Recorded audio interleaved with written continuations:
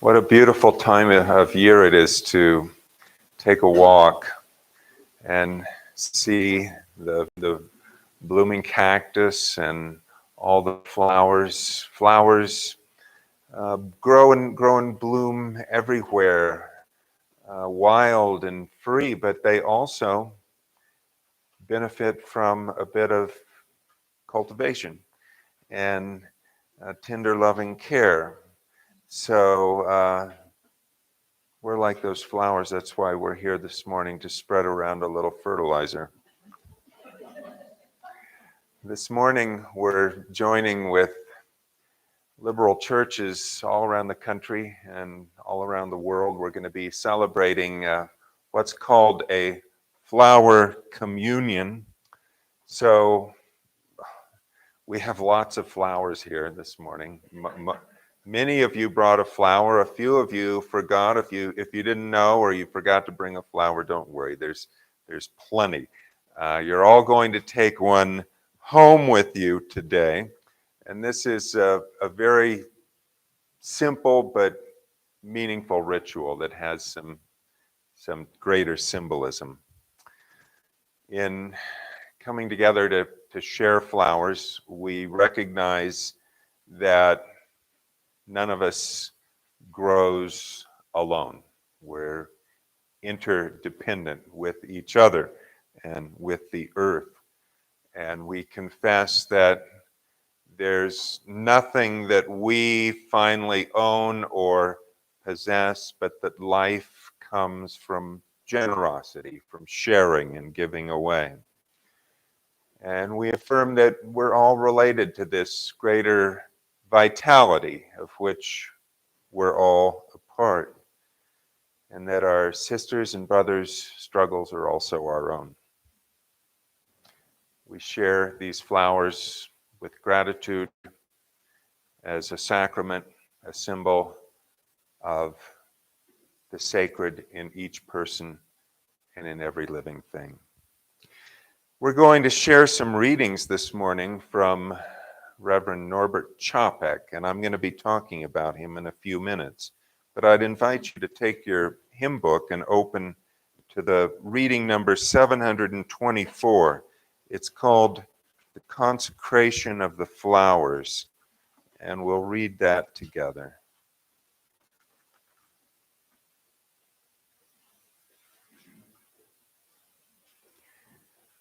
Infinite Spirit of life, we ask thy blessing on these thy messengers of fellowship and love. May they remind us amid diversities of knowledge and of gifts to be one in desire and affection and devotion to thy holy will. May they also remind us of the value of comradeship, of doing and sharing alike. May we cherish friendship as one of thy most precious gifts.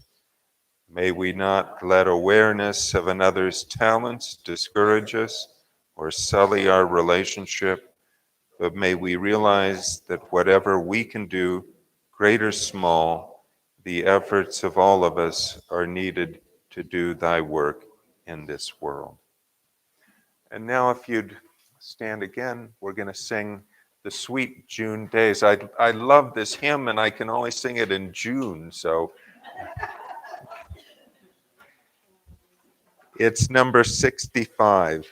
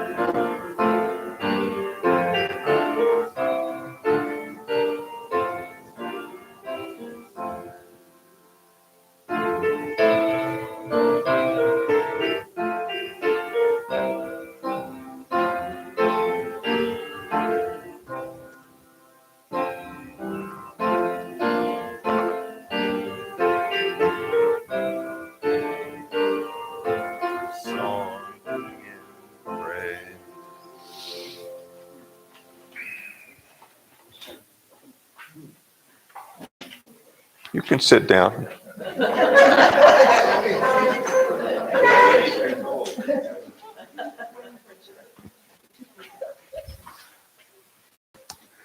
Flowers have brought joy to people since time immemorial. And it seems like all the great spiritual traditions of the world have turned them into symbols of the divine. So when the Buddha wanted to transmit the core of his teaching at the very end of his life, according to the Zen tradition, he took just a single flower and didn't say a word, but held it aloft. And at least one of his disciples, gazing at that flower, attained enlightenment, satori, in that moment. And then when Jesus wanted to talk about the kingdom of God, he told his followers that it was like the lilies of the field. They toil not, they don't spin, but Solomon in all his glory wasn't arrayed like one of these. And in Hinduism, the goddess Lakshmi is represented by a blooming lotus, which embodies both Mother Earth and the eternity of the absolute. And of course, when the Hebrew people wanted to speak poetically about paradise, they settled on the image of a garden that was filled with flowering shrubs and fruiting trees. And they called the garden Eden, which in Hebrew means delight. And what religion suggests, science confirms. It seems like flowers have this special potency for the pleasure centers of the human brain. At least that's true according to a well-known professor, Jeanette Haviland of Rutgers University, besides being my sister-in-law, Dory's big sister. Jeanette spent most of her tenured career there at Rutgers in the psychology department studying human emotions. And one of her experiments involved presenting people with various gifts. Folks would get called up and say, "Hey, you've won. We've chosen you. We're gonna deliver a free gift to your door." And some people would receive a basket of fruit, and some people would receive, a decorative candle, and some people would receive a colorful bouquet of flowers. And what they didn't know was that they were all being surreptitiously monitored to observe their facial expressions. And of course, everybody got their gift and gave a polite thank you. Very nice. We appreciate that. But while they all gave a smile, not all smiles, it turns out, are created equal. And Dory's sister just happens to be an expert in analyzing all of the 12 separate facial muscles that go into creating a grin, from the orbicularis oculi that put the happy little crinkles in the corner of your eyes, to the levator anguli oris that elevates the angle of the mouth. And she can spot what's called a zygomatic or genuine smile a mile away, while she can also immediately spot just, a false smile or a smirk. And the upshot of all this research made her the darling of the floral industry, because what she discovered is that candles and chocolates and these were more likely to evoke just the polite smile, whereas the bouquet of flowers actually made people light up with real heartfelt joy. There's something about flowers that seems to trigger this whole cascade of positive emotions. And this isn't just a cultural artifact. People everywhere authentically like flowers and apparently always have. And a biologist might explain why this is so. Because flowers and emotional life co-evolved on planet Earth. The angiosperms, as they're called. Do we have any botanists here? Soil scientists? We have some master gardeners, I bet, right? Angiosperms. These are flowering plants. They first appeared about 100 million years ago. This was toward the end of what was called the Mesozoic. It was the age of the dinosaurs, when these giant reptiles were roaming the earth, living amid these vast forests of ferns and swamps, where there was vegetation growing to enormous heights, but there was not much color in that world. Not much color, and there was even less emotional warmth. There weren't any fruits, there weren't any grains, there weren't any grasses, there were no maples, there were no beans, no buttercups. There was just this unrelieved monotony of green. And among the thunder lizards who ruled that primitive world, there were also only these basic instincts of survival and aggression governed by the oldest, most primitive regions of the brain. But the advent of flowers changed all that, transforming the planet with the simple invention of the seed. Unlike the spores that the ferns had used to reproduce, seeds were all actually tiny organisms. They were ready to grow. They came packaged with their own ready-made bundle of nutrition. And that little extra bundle of nutrition that was available gave the world a whole new, rich source of ready-to-use energy. Energy that could be converted into heat and that boosted the metabolic level of these four-legged and flying creatures up a notch, from cold-blooded to warm-blooded. And coincidentally with that, the brain expanded and evolved.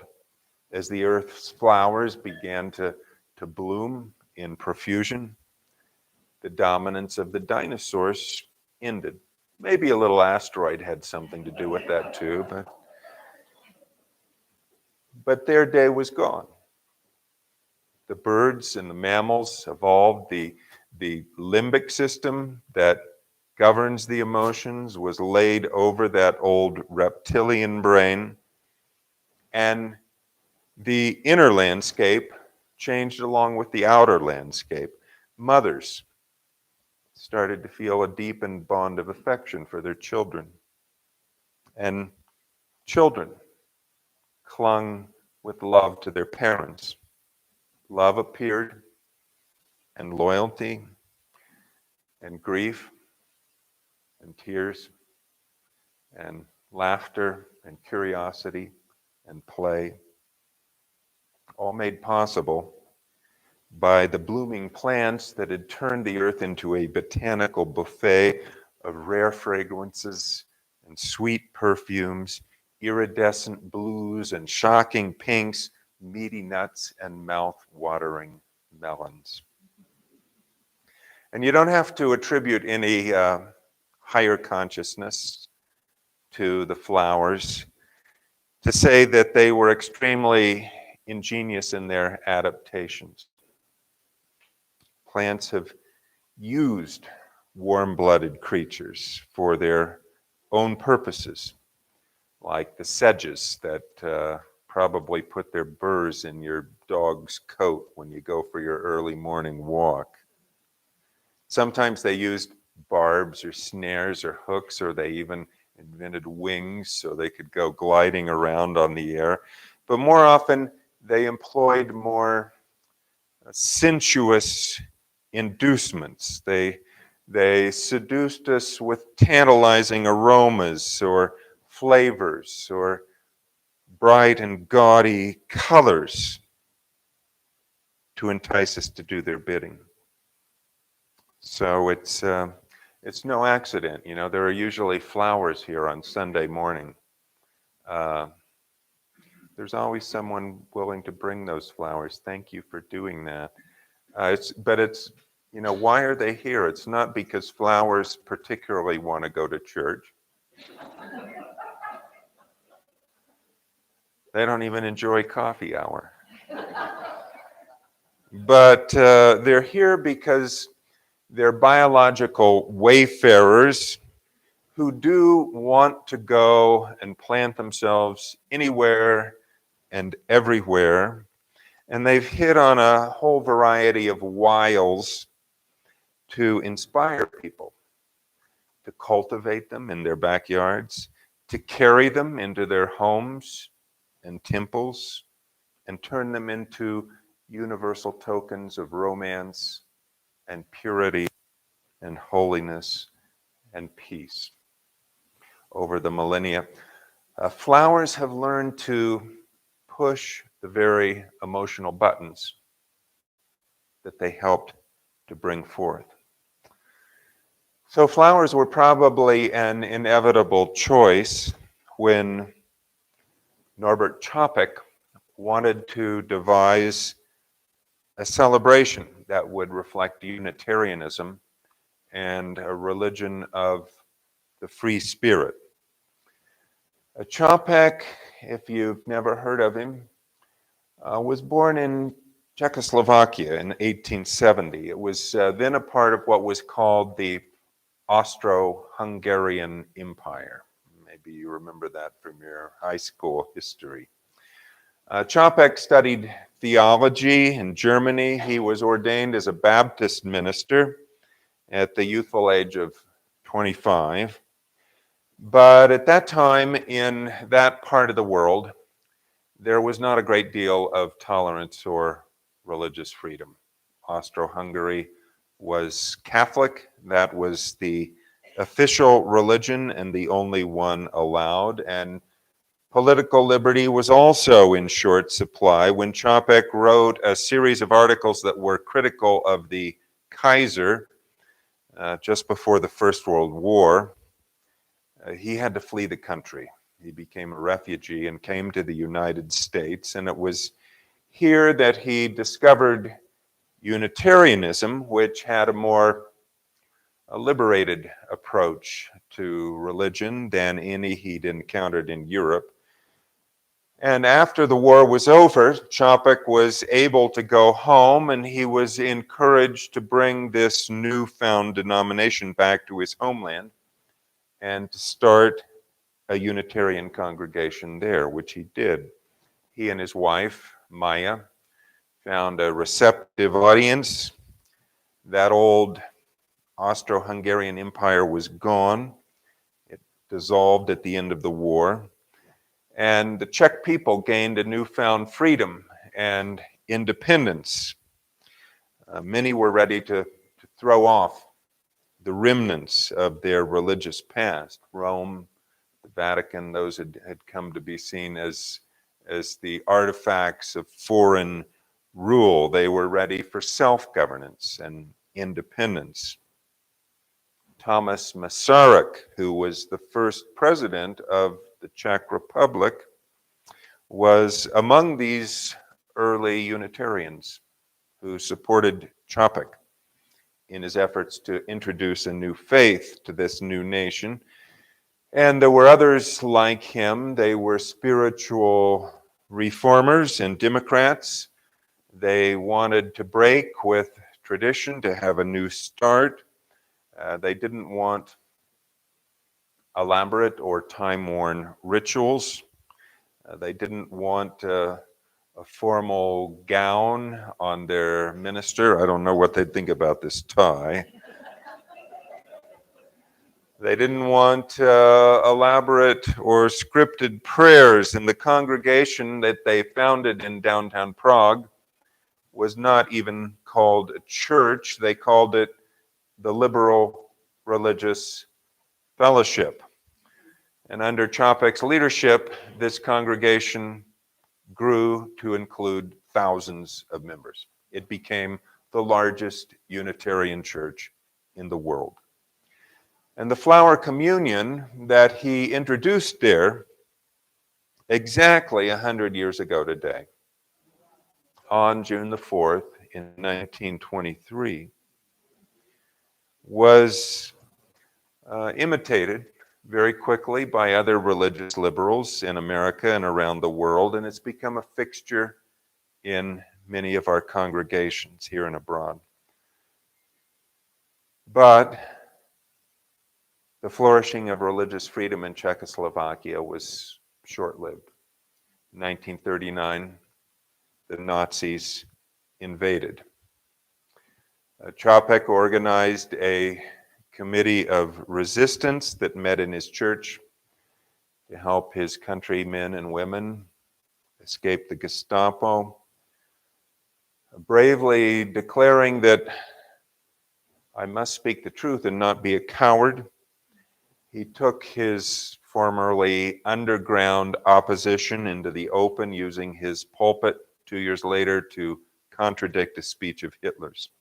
Soon after that, he was arrested. He was sent to Dachau, where he would die in those notorious medical experiments.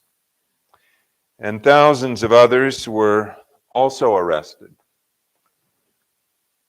during those years, and subsequently, after the Soviets invaded and occupied Czechoslovakia, that Unitarian Church in Prague clung to existence by a thread. During those very dark days,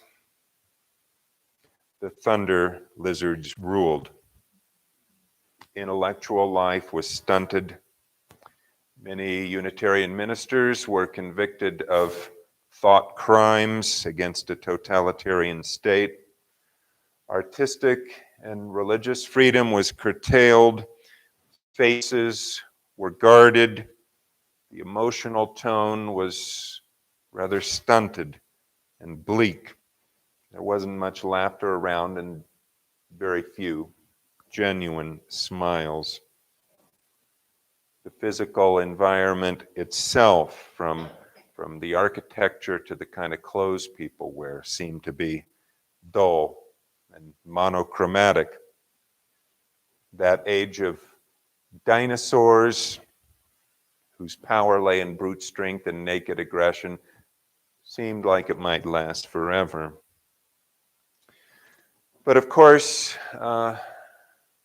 in this last generation, the buds have reopened and hope has returned to the people of Eastern Europe. There are thousands of Unitarians in Hungary and Transylvania who can again practice their faith, the faith that sustained them through so many years of repression.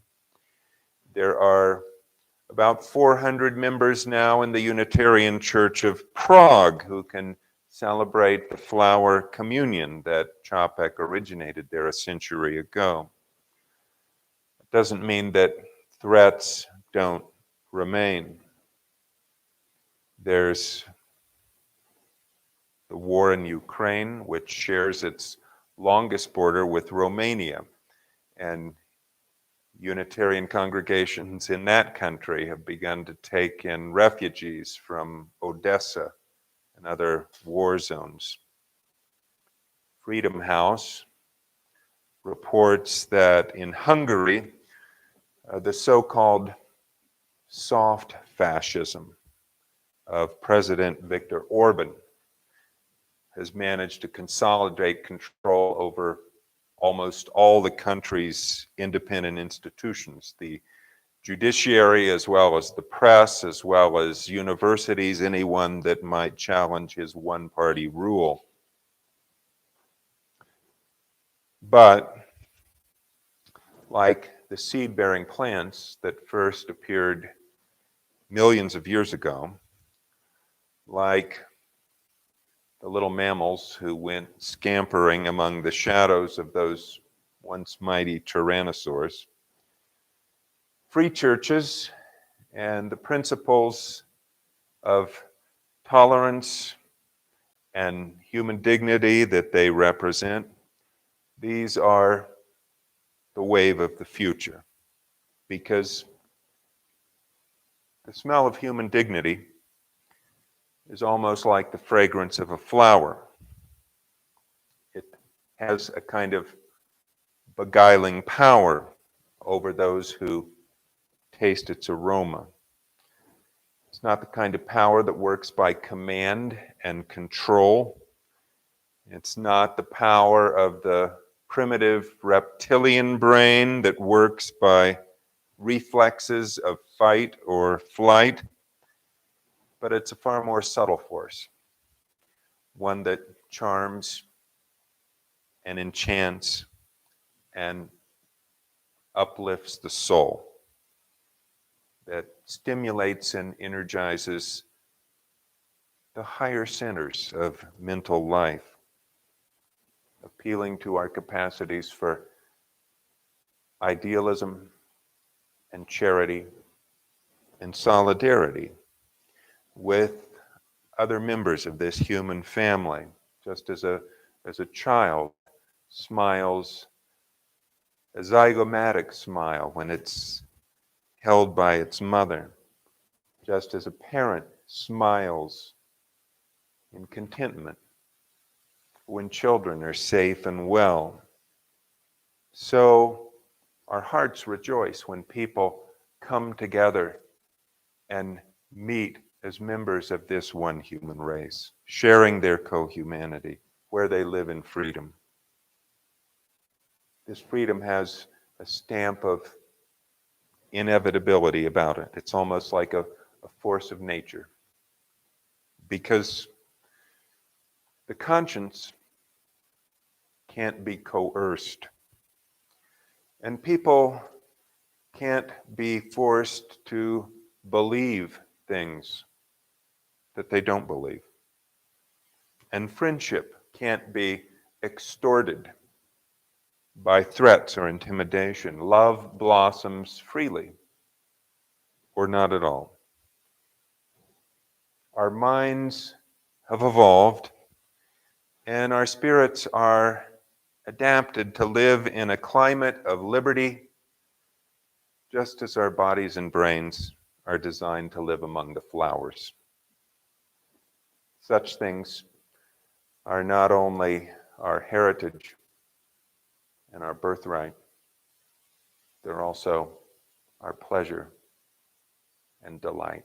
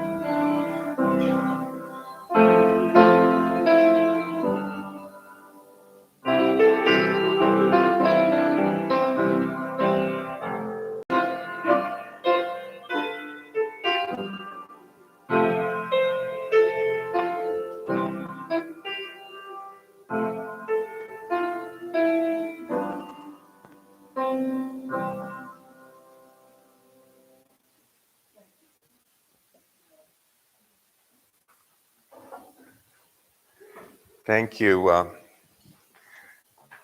Meredy and David and Maya and Wally. Uh, they're going to distribute flowers among the congregation this morning. Thank you all for bringing these flowers. Take one or two home with you. I think I see we have some roses here. And I listened to a video with the current minister of the Unitarian Church in Prague. He said, people often bring roses or flowers that have thorns just to remind us that people can sometimes be prickly. And nonetheless, we have to treasure them and care for them. And so as you take your flower, remember that this is a gift, that we receive so many gifts from one another, from friends and strangers. And these flowers represent their unique humanity and deserve your kindest touch.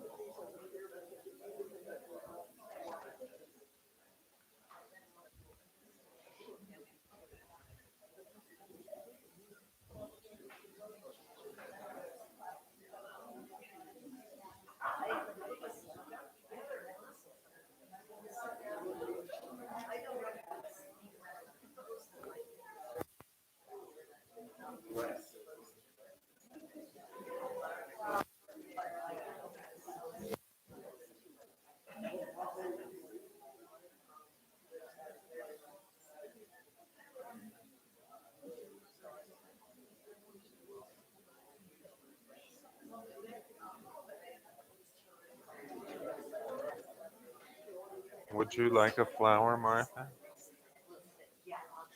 We'll have plenty.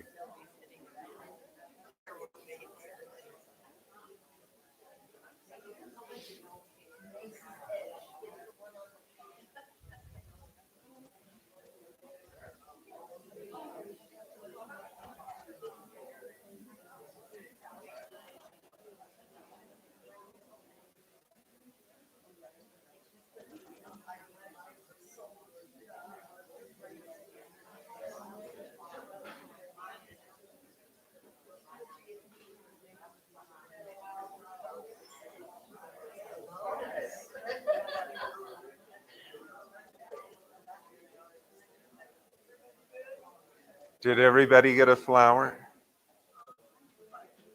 All right.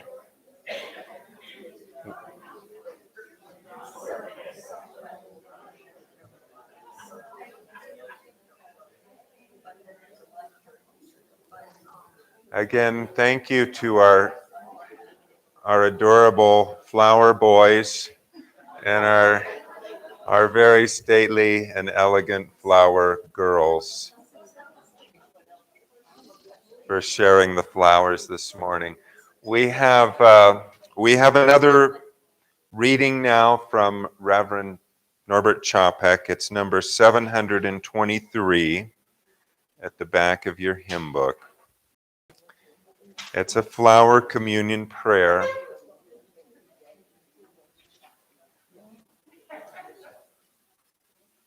And again, let's read this together. In the name of Providence, which implants in the seed the future of the flower, and in our hearts the longing for people to live in harmony. In the name of the highest, in whom we move, and who makes the mother and father, the brother and sister, lover and loner what they are. In the name of sages and great religious leaders who sacrificed their lives to hasten the coming of the age of mutual respect, let us renew our resolution sincerely to be real brothers and sisters, regardless of any kind of bar which estranges us from each other. In this holy resolve, may we be strengthened, knowing that we are God's family, that one Spirit, the Spirit of love, unites us in endeavor for a more perfect and more joyful life. Amen. And now we're going to sing one more time. This may be the hardest song we sing this morning. Who knows it? Who's sung this before? Dory's raising her hand.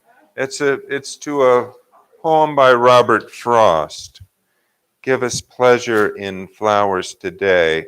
It's number 64, and I imagine that Martha will play through the tune.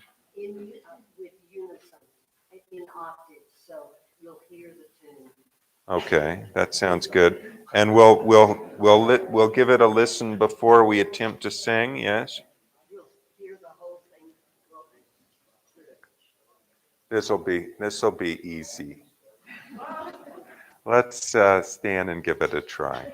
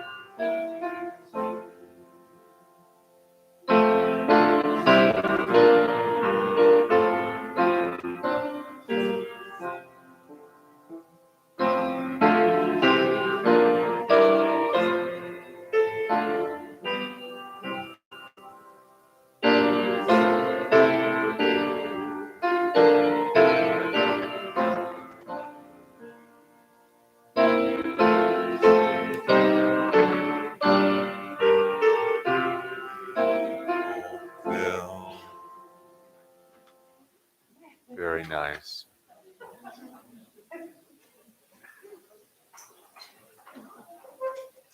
These closing words again are from Norbert Capek. Oh, blow, ye evil winds, into my body's fire. My soul you'll never unravel. Even though disappointed 1,000 times or fallen in the fight, and everything would seem worthless, I have lived amidst eternity. Be grateful, my soul. My life was worth living. And read together with me as we extinguish our chalice. We extinguish this flame, but not the light of truth, the warmth of community, or the fire of commitment. These we carry in our hearts until we are together again.